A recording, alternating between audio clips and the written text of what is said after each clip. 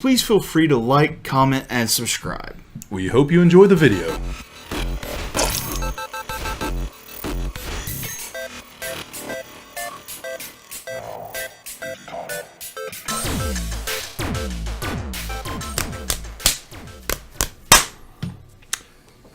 All right. Hi, and welcome to another edition of Orc Rogues, where we bring to you everything nerdy, geeky, and just plain fun. My name's Derek. And my name is Thomas. And today we're covering the Orville again. Feel like deja vu? Well, we did cover it last week. We covered the first episode last week because at that point, that was all we had seen. Yep. Even though we do acknowledge that the episode, our episode, came out on Tuesday after the second episode of the Orville had aired. Right. We had not seen it yet. We generally record these shows on Saturday night, then put them out on Tuesday. So that put us in this weird time slot where we still are. The Orville comes out on Sunday, yep. And we hadn't seen it yet.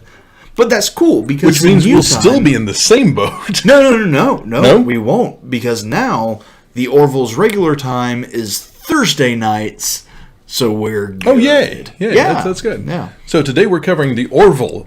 Deja vu? Yeah. No, I'm sorry. Nicely done. Yeah. Nicely done, Derek. Well, if you watched our last review on the first episode, we're sorry. Well, I'm still not sorry. I mean, well, the first episode, it was valid on the first episode. I stand by my review of the first, or my feelings on the first episode. I'm not sorry. I called it. Yeah, you did. Yeah, I was hoping for this, but I didn't. Well, like I said last time, I wasn't holding my breath, and I certainly didn't expect it this soon. Just so you all know, Saturday night after we filmed, Derek went to bed and wished upon a star that the Orville would be good. Yeah. And his dream came true because the second and third episodes are out now. We have seen them, and my gosh, did the show do a turnaround in our eyes. But we'll get back to that thought in a moment. That's fair.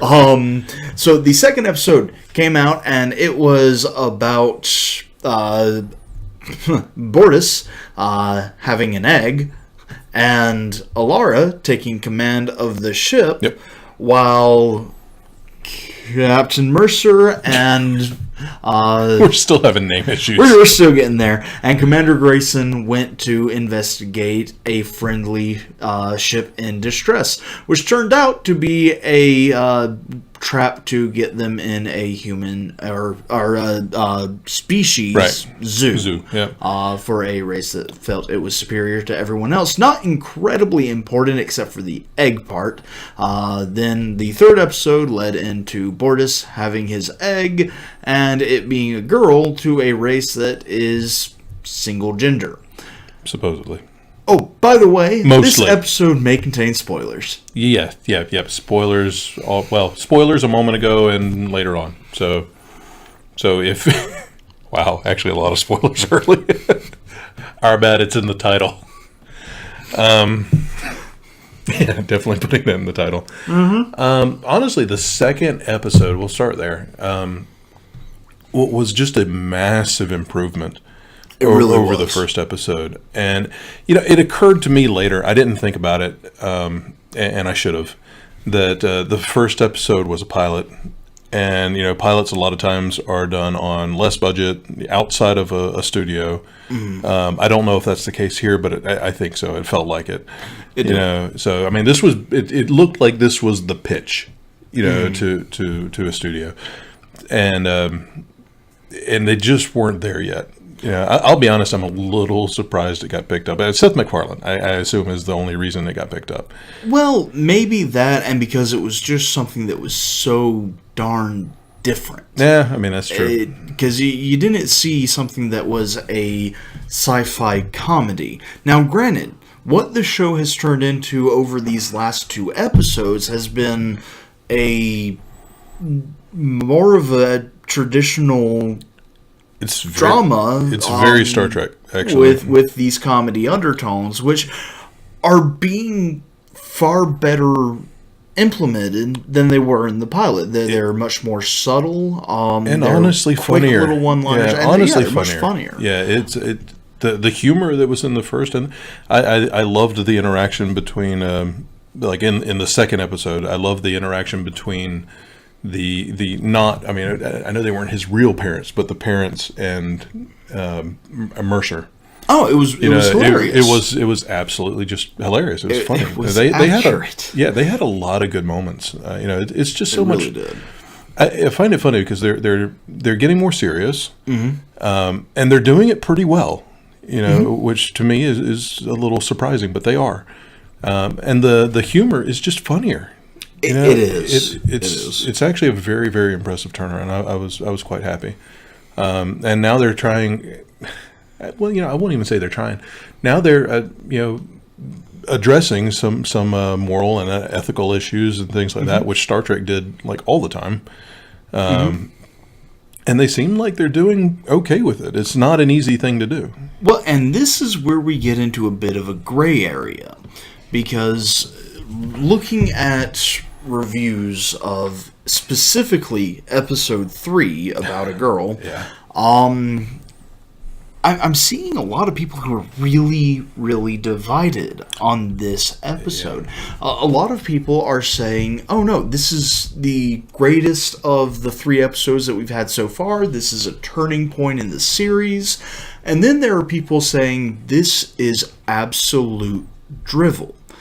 And the thought of it is the Bortus and his mate have a child who is female.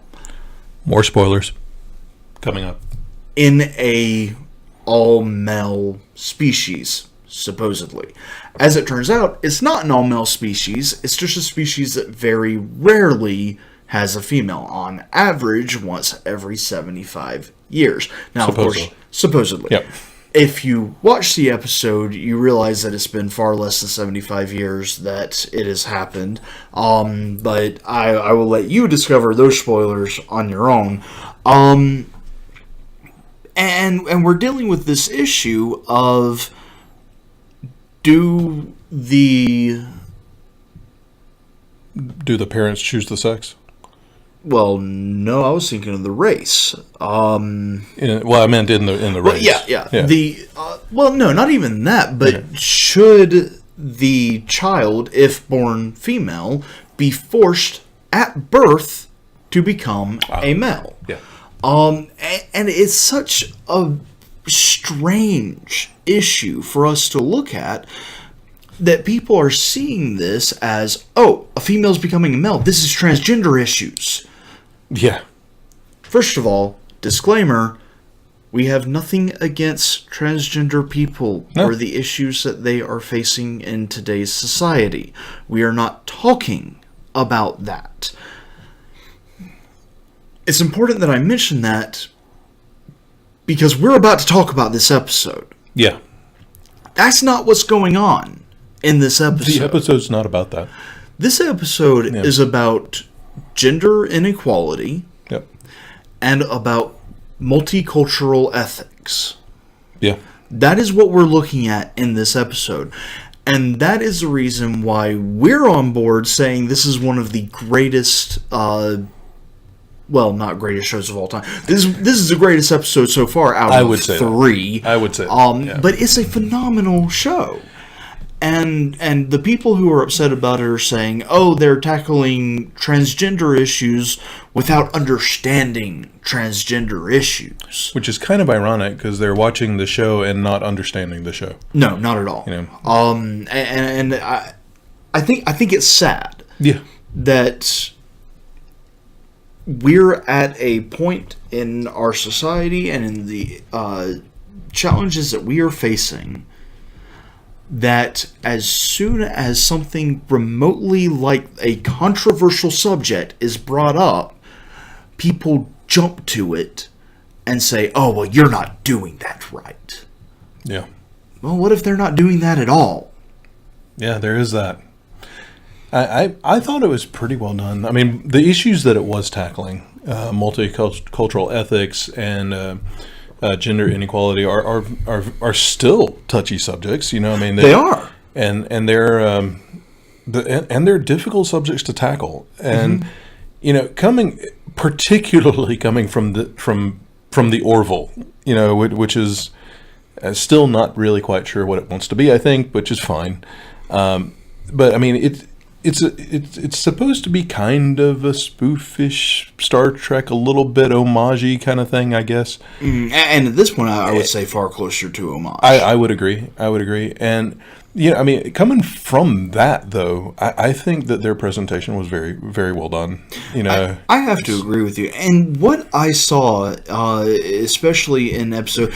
And we're going to jump back to episode 2 here in just a moment. But what I saw in episode 3 was not anything about transgender issues. No. I felt like I was watching something about 50, 60, 70, 80 years ago. Yeah, I would agree. About an author who doesn't feel like she can use her real name, so she uses a male pen name.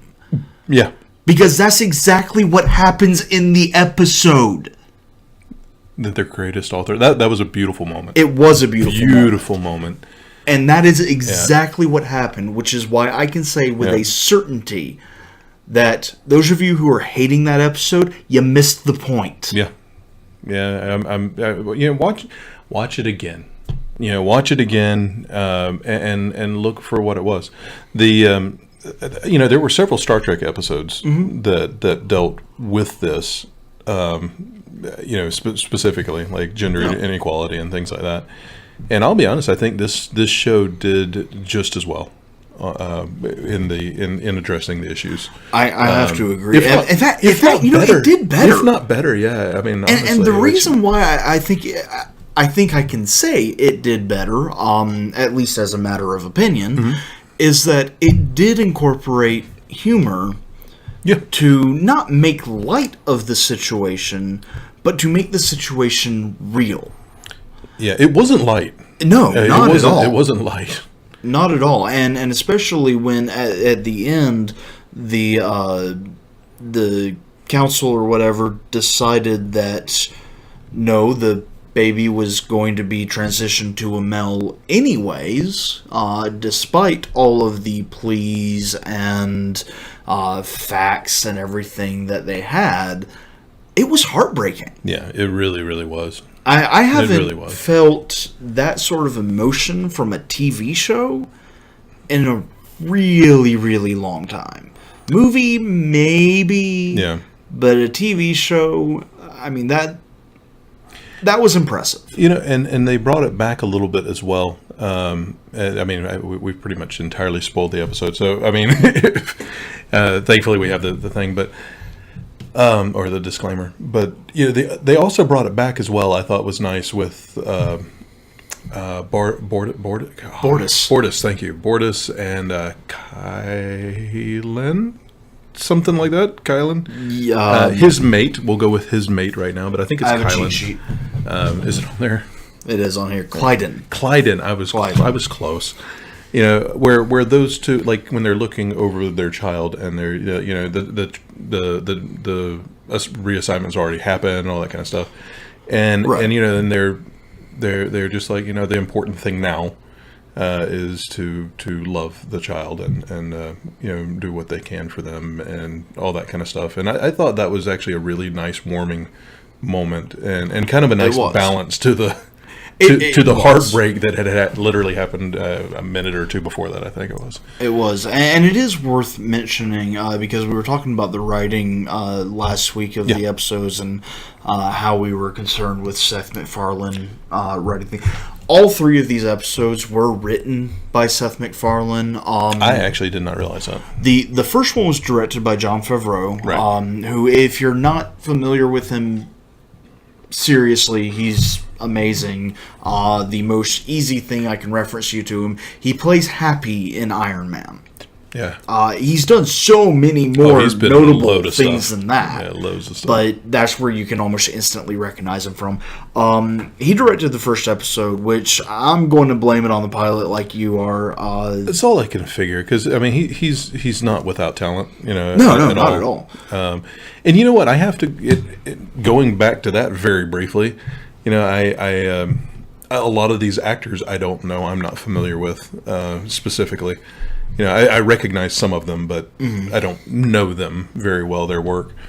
And I think I can safely blame the pilot for that as well, because honestly, they acted entirely differently. They really did. They really did. So I thought they did fine. I mean, like in the first episode, I just felt that they were so wooden, so like it was everything they did felt strained, especially Halston Sage, who plays Alara. Oh yeah. She was one of the main characters in the second episode, and the contrast between the first episode and the second episode, specifically in the first episode where they make the horrible joke about the tree growing in the ship. Oh yeah. And her awful staged laugh. I'm gonna have to rewatch it. I think it's a thing out of nightmares. I'll tell you what. It was bad. I kind of blocked that whole area out. That's completely fair. It was not a happy place. But the change from her laugh there to her role in the second episode being forced into command of the ship in an emergency situation where she has to make important, possibly life-altering decisions was incredible. I thought she was positively delightful. I mean, I really think she did a phenomenal job. I absolutely agree. Yeah, it was totally. You know what though, that I'll have to go back and watch that laugh. Actually, I guess I don't remember it. But to be fair, like the joke there was just weak. So I mean, it was very likely a legitimately forced, strained laugh. Like, man, I have to laugh at this. Okay, fine. But no, I mean, like, I think in the second episode she was amazing. She did phenomenally. And granted, I was impressed with Bordas from the pilot. Bordas has been good all the way through. And he has just grown. He's been amazing. Seth MacFarlane as Captain Mercer. Thought he did all right, man. I did. Is really, especially the point where he stands up to the I'm going to forget their name, Bordas's race, Moclan. When he stands up to the Moclan diplomat that comes to him about the child, was really impressive. Even though they threw in a joke there, it was still very effective. Yeah, it felt worthy of a starship captain. Honestly, it did. It was good. Yeah. It did, and there are many times in this show where he does not feel worthy as a starship captain. But in that moment, he definitely did. Yeah. And in the way that he tried to help Bordas and his family in the trial, he did very. It was incredible to see. But we were talking about the directors. Jon Favreau directed the pilot, but then we had Robert Duncan McNeill directing the second episode. And for those of you who don't know who he is, if you're fans of Star Trek, you do. He played Tom Paris on Voyager, which I thought was perfect for him directing the second episode, because in Voyager, especially in his role, there were many times that the ship encountered situations like Alara did, having to take command and being completely and totally unprepared. And then the third episode was perfectly directed by Brannon Braga. Yep. Acclaimed Star Trek director. It was the perfect decision, and he did it very, very well. Well, that about does it for us. If you enjoyed the episode, leave a like, and as always, feel free to comment and subscribe to us if you haven't already done, and why haven't you? But comment in the comments. Are you still doing Twitch at 7? I am still doing Twitch at 7. As of right now, I am playing Tales of Berseria Tuesday nights at 7 o'clock. So when this video posts, in about 7 hours, Be looking out for that. That's twitch.tv/orcrogues. Yep. And I believe I'm going to be trying to do it on Thursdays, more than likely in the afternoon. I will post a schedule. I'm going to put a schedule up on the Twitch page itself. Okay. I'll also be popping in just every once in a while, I think, kind of a random Twitch Hearthstone-y sort of thing. Incidentally, been doing okay. Not amazingly well, but doing okay. You're getting there. Yeah. You're getting there. I'm getting there. If you'd like to keep up with all of that, be sure to follow us on Facebook, or like us on Facebook. Facebook is like. Follow us on Twitter and Instagram, and also follow us on Twitch if you'd like to know when he's randomly popping in to play a game. Heck, I might start doing some of that myself. I play anyway. I feel like I might as well stream, right? Yeah. I mean, you open up yourself to criticism, but that's not terrifying at all. Nah, I'm good with criticism. I mean, heck, I fixed my eyebrows. Oh, we remember. We do remember. And we grow. Well, your eyebrows grow. Fair enough. Anyways, guys, that's all we have for today. Until next time, we are Orc Rogues.